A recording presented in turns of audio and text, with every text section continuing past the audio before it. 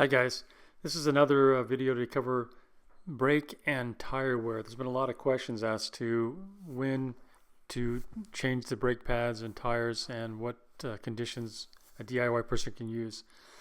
Here's a chart that shows the tire performance with different wear from new to when it's legally required to change the tires.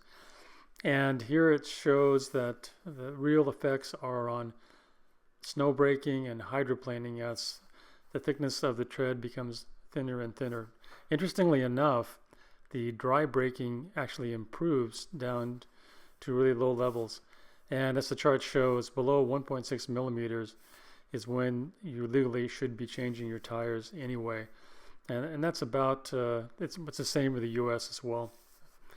You can check the tires with a gauge. In this case, this is one I picked up at a local auto parts store, and pretty cheap. I think I paid between $3 and $4 for this particular gauge to do the checking.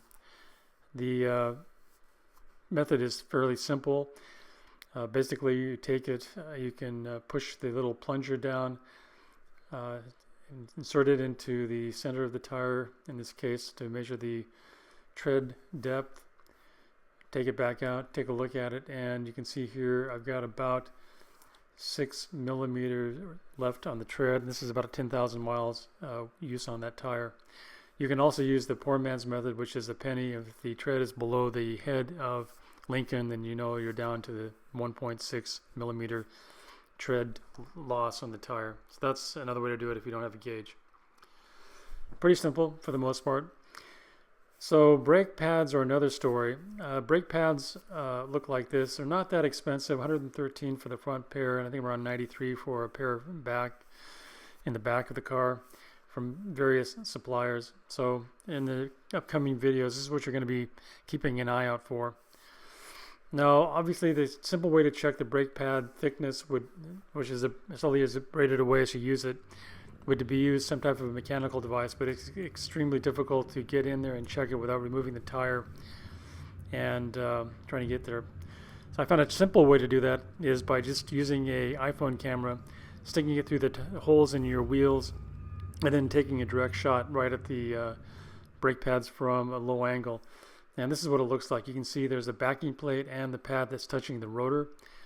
That was the front. Here is the block for the back. Now what you can do by using some photogrammetry, you can figure out what that actual thickness of that pad is. First of all, you have to make sure you know what the thickness of the back plate is. So in this case, I had a small metric ruler, took a photo of it, measured how far it is across the back plate against the ruler using a scale that was put on the picture, and turns out it's about 6 millimeters. So that's important because now we'll do the same procedure for the front brake pads, and I've got 29 units for the back plate versus 30 units for the front. So that turns out to be, if you do a quick calculation, 30 divided by 29 times 6, about 1.3 millimeters wear. Back pad the same way. I had about 9.3 millimeters remaining out of new 9.3. Basically what that means is that brake pads, well, I've got about 30,000 miles on these pads, should easily last 90 to 120,000 miles if you're driving with one pedal driving. So no real reason to worry about changing them if you're using conservative driving methods. Anyway, that's it for today. Thanks.